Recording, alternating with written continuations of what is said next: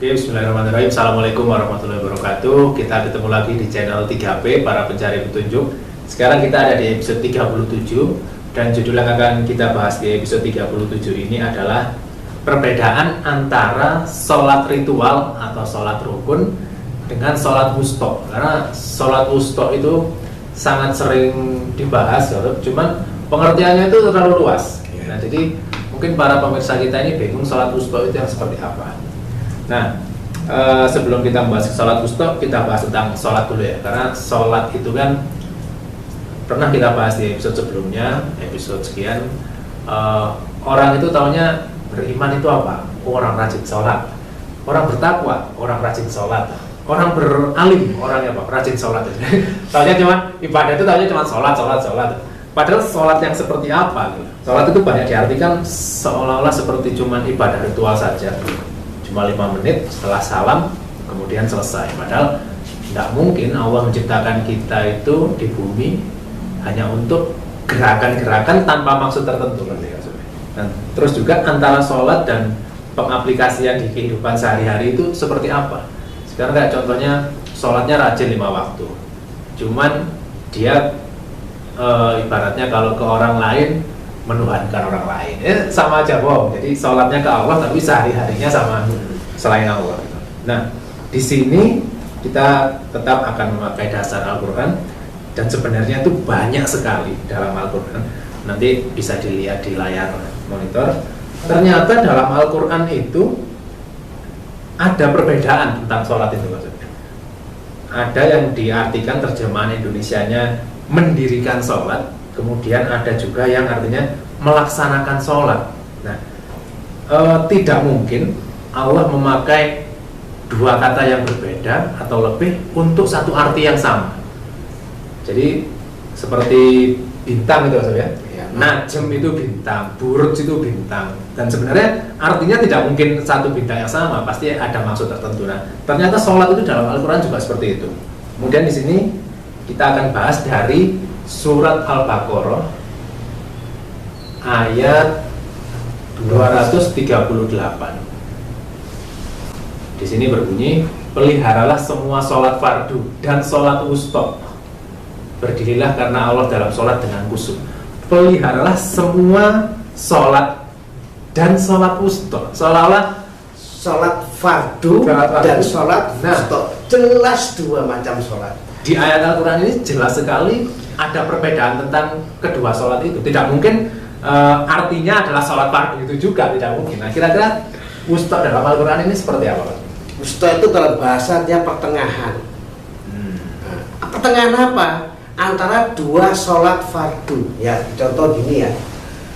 Ini sholat fardu vertikal pada Allah. Pertengahannya, pertengahannya apa? Ini wusta untuk hablum minan nas. Ini untuk kepada Allah. Hablum minan Allah ya. Kepada Allah itu yang apa isinya? Minimal wajibnya sholat fardu itu baca Al-Fatihah dan sholawat Nabi. Itu minimal ya. Jadi itu fardu yang harus dikerjakan. Maka makna dari dua tadi, Al-Fatihah dan sholawat tadi, itu adalah satu, mengakui hanya Allah sebagai Tuhan. Dua, kebulatan tekad atau sumpah bahwa kita yang akan sholat fardu tadi menghamba, membudakkan diri pada Allah. Terus ketiga, kita pun selalu berdoanya pada Allah, bukan pada yang lain. Nah, tiga ini sudah jadi intinya Al-Fatihah yang wajib dibaca. Terus mendekati akhir sholat kita baca sholawat Nabi itu ya. Itu kita janji lagi bahwa dalam hidup kita, bukan cuma waktu sholat fardu saja, hidup kita itu mengikuti apa yang dikatakan Nabi Muhammad dan Nabi Ibrahim. Jadi minimal 4 ini, minimal. Bisa lebih kalau kita baca ayat Quran yang lain. Jadi kalau diibaratkan sebuah ilustrasi ya, bahwa ini pagar. Kalau pagar itu tidak mungkin cuma lurus-lurusnya ini aja, pasti juga tembus ini. Nah, ini jadi sholat wusta itu adalah apa istilahnya, maksud? Penghubung ya? Penutup dan penghubung antara dua pagar yang vertikal tadi Dan, pada Allah, iya. ini fardunya. Nah ini hablum minannasnya. Jadi semuanya tertutup dari mara bahaya di sana, tertutup kepada Allah saja dan aplikasinya kepada makhluk Allah yang lain. Yeah. Itu mustok. Jadi wusto itu penghubung kan juga. Ya. Jadi sholat itu sendiri sebenarnya seperti apa? Ilustrasi gampangnya mungkin seperti sumpah kita atau... Betul ya. Gampangnya kayak kalau kita lihat apa namanya pegawai negeri atau polisi atau Pejabat. apapun ya pejabat ya, itu selalu ada dua hal yang dilakukan secara harus ya. Satu sumpah jabatan ya, atau apel pagi atau apalah. Itu adalah ritualnya atau rukunnya atau apa tadi itu fardunya ya. Tetapi pelaksananya setelah sumpah jabatan tadi selesai upacara ya harus melaksanakan sesuai dengan yang iya. pada masyarakat. Kalau kita salah satu lalai diancam oleh ayat yang lain. Jadi nggak boleh cuma ini toh. Nah sama aja kita bikin pagar begini toh ya tengahnya bolong. Oh jadi seperti itu langsung. Jadi mirisnya memang banyak orang itu mengartikan sholat itu ya cuma gerak-gerak seperti itu saja, kemudian berdoa ya itu saja. Tapi setelah sholat dia lupa.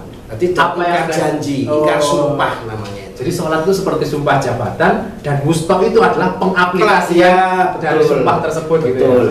Nah, Kalau kita salah satu kita tinggalkan kita dianggap lalai. oh ya makanya saya jadi langsung masuk waktu kita itu tadi ya mengakui Allah dan seterusnya. Dalam sholat saya mengakui Allah sebagai Tuhan. Tapi dalam kehidupan sehari-hari ternyata Tuhannya banyak. Banyak sekali, nggak Allah saja. Nah, itu jadi sholat mustok adalah penghubung. Makanya saya jadi ingat itu Kak Setia. Di sebuah hadis dikatakan nanti yang akan dihisap adalah sholatnya dulu. Iya. Nah, itu kan berarti sholat secara keseluruhan. Keseluruhan 24 jam hidup setelah kita. di padang mahsyar hubungan antar sesama makhluk selesai, lalu ke syafaat mereka yang dianggap punya kedekatan dengan Rasulullah akan diutamakan. Setelah itu baru ditanya sholat yang mana ya dua-duanya. Oh itu. Sholat ini itu ya dan disingkirkan kita dimakannya. Itulah kenapa banyak orang yang ya bukannya kita banyak sudah merasa puas hanya karena sholat 5 waktu. Itu baru sumpahnya, belum pengaplikasiannya. Nah, kalau kita sendiri menganggap sholat hanyalah yang ritual saja, nggak aneh orang non muslim atau lainnya. Kenapa Islam minta gini? Islam kan sama aja dengan kami, budaya. Ya ritual kan benar budaya. Apa Islam cuma budaya sholat selesai sholat? Enggak, ada aplikasi sesuatu yang mungkin di agama lain nggak sekuat Islam gitu. Ada mustok kita tuh.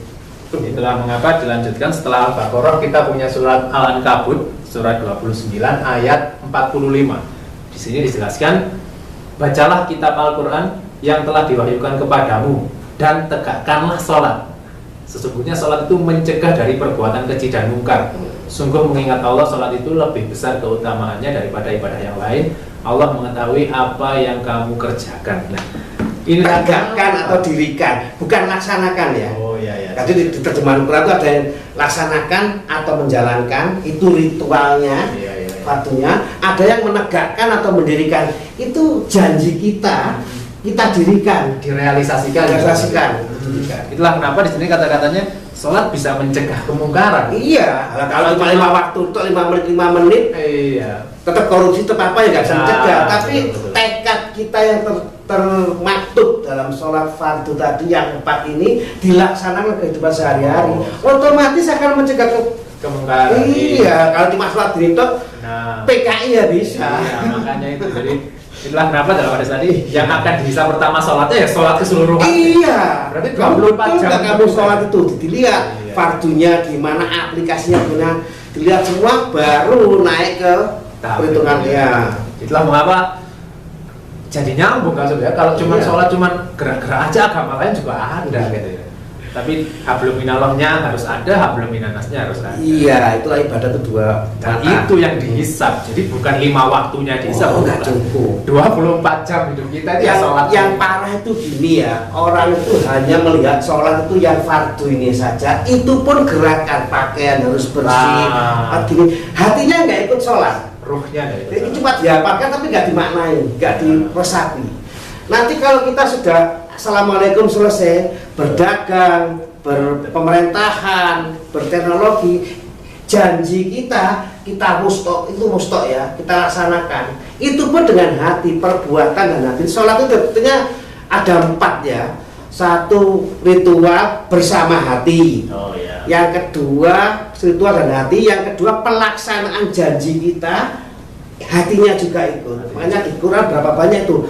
Nanti diminta dengan penglihatanmu, pendengarmu dan hatimu. Hati yang mana? Waktu kita ritual hatinya dipakai, yang waktu kita berstok pasal hatinya juga sadar. Sayang sekali kita lihat sehari-hari itu cuma pakaian bersih, harus gini, masjidnya harus gini, hatinya nggak di. Dan cuma itu yang dibahas. Dan sudah selesai. Lalu dia berdagang ke pasar curang aja, nggak beda dengan orang kafir yang lain. Bayangkan kalau kita sudah sumpah, saya bersumpah akan ini, tapi tidak dilaksanakan, yaitu pelanggaran janji seperti sholat kita tadi. Saat sholat kita mengakui Nabi Muhammad sebagai Rasul, Nabi Ibrahim, tapi dalam sehari-hari kita tidak mengikuti artis atau apa. Itu kan pengkhianatan janji. Sehari kita 5 kali janji, kita khianati saat itu juga. Setiap hari seumur hidup kita. Sekarang logikanya gini, kalau sholat kita, anggap aja sholat standar itu 5 menit atau 10 menit lah. Dia 5 menit kayak 25 menit, setengah jam lah sehari. Tidak mungkin di akhirat kita hanya dihisap 5 menit itu, setengah jam itu ya. Setengah jam itu. Dari 24 jam yang ada, tidak mungkin. Pak, di hadis ya, yang hisap pertama kali adalah sholat. Kalau cuma setengah jam, ngapain? Betul. Nah, itulah kenapa ada lanjutannya setelah surat Al-Kahf tadi dijelaskan dalam surat Al-Maun, surat 107 ayat 4 dan 5. Di sini dijelaskan dengan jelas bahwa celakalah orang-orang yang melaksanakan sholat. Yang melaksanakan sholat masih bisa celaka, yaitu yang lalai terhadap sholatnya. Jadi yang lalai terhadap sumpahnya itu saudara. Iya, dia mungkin hebat vertikalnya ya, rukunnya, ritualnya, tetapi dia meremehkan, menghilangkan mustoknya. Ini lalai. Makanya dia disebut celaka menurut hitungan Quran bukan manusia. Sudah sholat, sholat ritual, tapi mustoknya tinggal. Sayangnya yang sering kita dengar lalai itu pakaiannya yang gini lah. Kurang apa? Iya, padahal bayangkan Nabi sendiri pakaiannya kadang biasa. Nah, zaman Nabi sendiri padang pasir segitu luasnya. Mau yang seperti apa lagi? Mau rapi seperti kita pakai kemeja gini tidak mungkin. Tapi sholatnya tetap. Itu pelaksanaan gerakan tubuh, hati. Itu ritual. Nanti setelah hidup sehari-hari pelaksanaan hari sumpahnya dan hati lagi.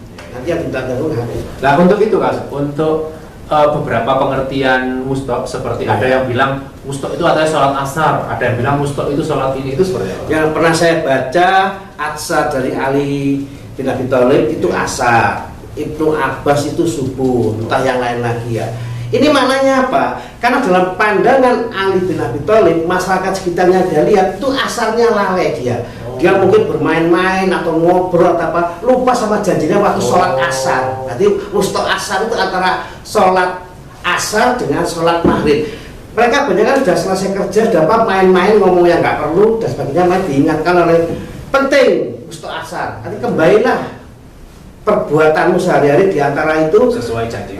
Kalau Ibnu Abbas pilihnya subuh, mungkin Ibnu Abbas hubungan dengan pekerjaan di pasar atau apa ya, wallahu alam ya. Jadi dia yang penting apa? Subuh kamu setelah kamu sholat subuh dan sebelum sholat duhur itu kegiatanmu dengan masyarakat luruskan lagi, tegakkan lagi sama dirikan lagi, tegak lagi sama janjimu tadi. Nah di zaman kita ada yang kerjaannya malam kayak satpam misalnya, itu dia yang paling penting mustok isya. Antara isya dan subuh dia itu banyak kesempatan untuk melakukan hal-hal yang mungkin melanggar itu dia harus. Ya mustok itu macam-macam, tiap orang beda-beda. Nah, jadi kalau kita melihatnya dengan sudut pandang yang luas, jadi beberapa perbedaan hadis yang ada sebenarnya bukan berbeda. Karena yang bersangkutan fokus di mana, pelaksanaannya di mana. Nah, itulah pentingnya kita. Jadi kalau kita belajar, kita jadi tahu sebenarnya hadis ini kalau dirangkai itu ketemu satu poin utamanya.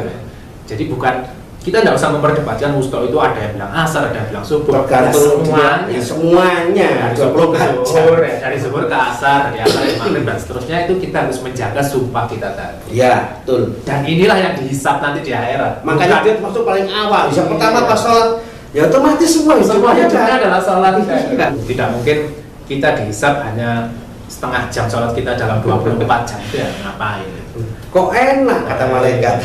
Tapi sehari-hari masih korupsi, masih. Iya, wah udah sholat kok, iya sholat rukunnya, iya sumpahnya, tapi pelaksanaannya gimana? Iya, itu berarti melanggar sumpah itu. Iya, Besar juga hukumannya. berat. Siap. Ya kira-kira seperti itu. Ada tambahan tentang sholat? Saya kira cukup ya, mungkin ada pertanyaan silakan. Ya. Mau tema apa ke depan silakan. Request, Apa namanya itu? Komentar Anda adalah punya pahala sendiri. Nah. Pahala itu bukan dapat konten, dapat subscribe, bukan. Kami nggak minta Kita itu ya. itu ya. Karena banyak sekali yang ngomong gitu, kita tanyain mau minta konten, bukan. Itu urusan Allah kalau rezeki. Cuma Anda kalau pengen punya pahala, pertanyaan Anda yang penting akan terbaca terus sampai pernah sudah meninggal, itu adalah pahala Anda. Mengalir. Itu yang kita kan konten akhirat, bukan Ya, konten betul. nggak ngurus atau subscribe nggak ngurus. Kita nggak cari viewer, nggak cari apa. Yang penting apa yang diturunkan Allah oleh para nabi-nabinya kita teruskan juga sampai hari ini. Itu janji kita. Ya. Harus mengikuti contoh Nabi, dua Nabi minimal itu. Kira-kira seperti itu. Kritik dan sarannya kami perlukan, dan jangan lupa share kalau memang bermanfaat. Itu saja untuk Iya. episode kali ini. Terima kasih, kurang lebihnya mohon maaf. Kami akhiri. Assalamualaikum warahmatullahi wabarakatuh.